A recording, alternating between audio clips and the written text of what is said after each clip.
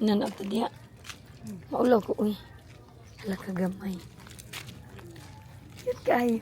Na sila baby oh. Uy, nay baby Jack oh. Hala, bago pa na anak. Alam mo, ganahan ko ma. Hala ka cute. Mama. Buyag-buyag. Jack, oh, there's a baby Jack. Jack. You were, nga na kakagamay sa una.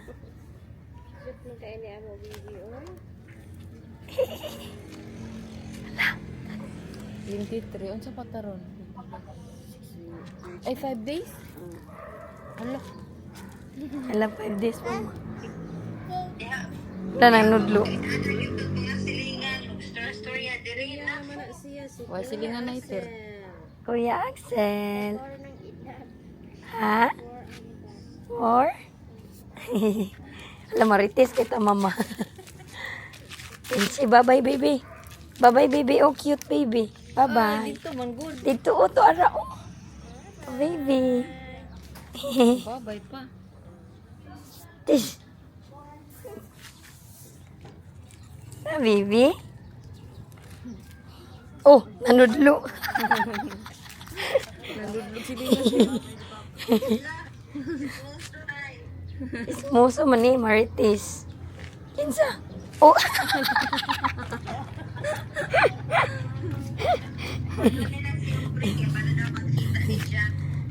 Ay. Eli. Kinsa to, Jack? Ha? Neighbor? Silingan ba? Silingan. Bye-bye, baby. Bye-bye.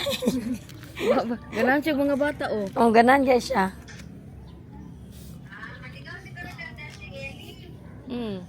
Nagani si Buning kay abayon. Oh, strolling na naman si Jack, oh. May fruit stand. Tala, dagkuas avocado, Mars. Uy. Ang lalaki ng avocado. Ha? Bako gid sa Kira, anak ra, Mars.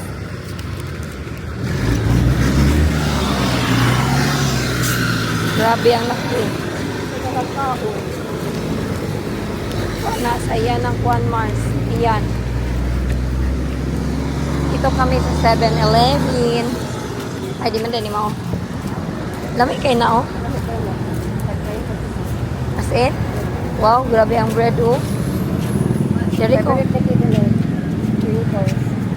ako.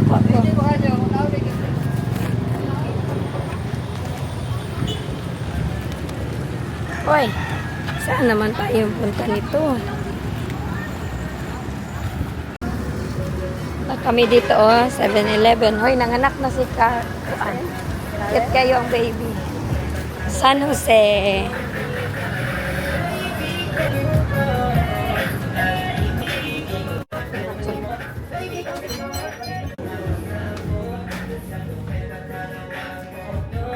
Mars, sayaw. Sayaw. Dito lang po sa labas. Magkano ito, oh. Nice bed siya.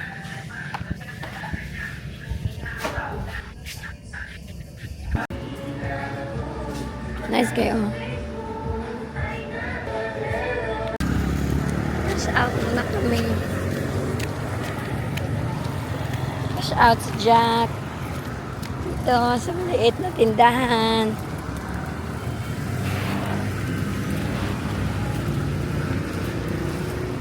Busy kayo ba? Morning pa lang dito. Busy na sa Pilipinas.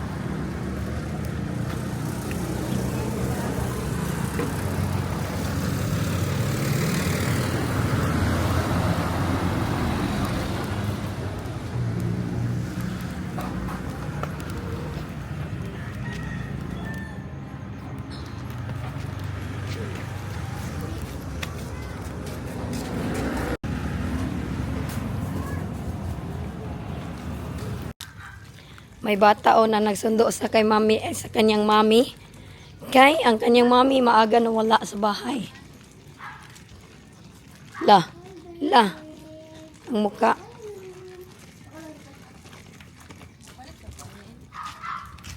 Pugkari ako sa ha? Pugkari.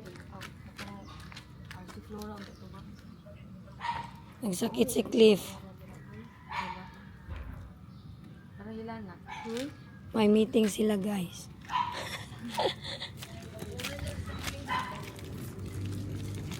Tara, punta tayo doon. Ay nako, si Papa magpadala ng brief kay may LBM daw siya today. Nung unang mga araw, nag-lockout kami kay magpalit ng brief. Ay, nakalimutan magbili ng brief sa guys sa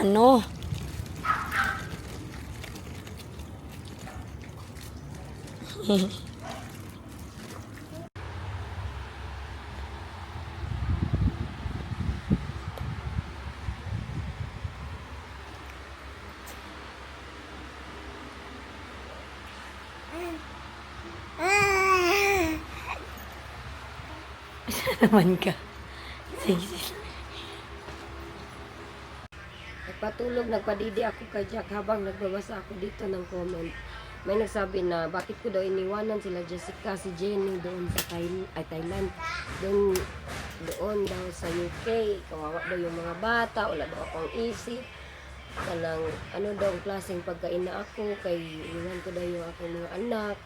It's been the same since 3 years ago na umuwi ako. Di ba naiwan ko din sila doon sa UK. At ang aba-aba ng comment, sabi pa, babalik na daw si Wayne. Mas mabuti daw bumalik si Wayne doon sa ex niya sa Thailand. Yung kayo mo ay, yung sabi nila, pagbalik ko daw ng UK, ay bumalik na din daw si Wayne sa ex niya sa Thailand. Yung mga comment bitaw na sobra-sobra na as in, sabi ko, saan ba galing yung mga comment ninyo, na mga ideas ninyo kung saan-saan na lang talaga. Kay anong klase nga daw ako, iniwan ko sila doon, dapat daw dinala ko silang lahat. Ipano daw, ako lang at si Jack daw, very unfair daw ako na pagkananay. Yung mga ganun bitaw na mga issue, oy, as in, napapagod ako makinig na, bakit ba na aabot sa mga ganyan, mas mabuti na nga daw na, bumalik na lang daw si Wayne doon sa ex niya sa Thailand. Ipabalik niyo, oy! Wala akong problema talaga pag ipabalik niyo siya sa ex niya sa Thailand, wala akong problema. Ang akin lang naman is to mag-attend ng graduation ng aking kapatid. Tapos, kanang before kasi itong plan namin na nandito na ako, na plano naman to ahead of time. Wala pa December, September pa lang, or October, na book na yung ticket na uuwi na talaga ako ng Pilipinas dahil aatin ng graduation, magkita-kita ang lahat. Tapos itong isa, si jowa lang kay fiancé ng kapatid ko, hindi pa yan siya sure before na uuwi siya. At nagplan na siya na uuwi, pero hindi pa talaga sure. Tapos di ba nakita niyo yung surprise? Na-surprise namin siya, yung sister namin, na-surprise namin. At si mama sana i-surprise, pero sabihan ng aking kapatid. So hindi siya na-surprise pagdating nito.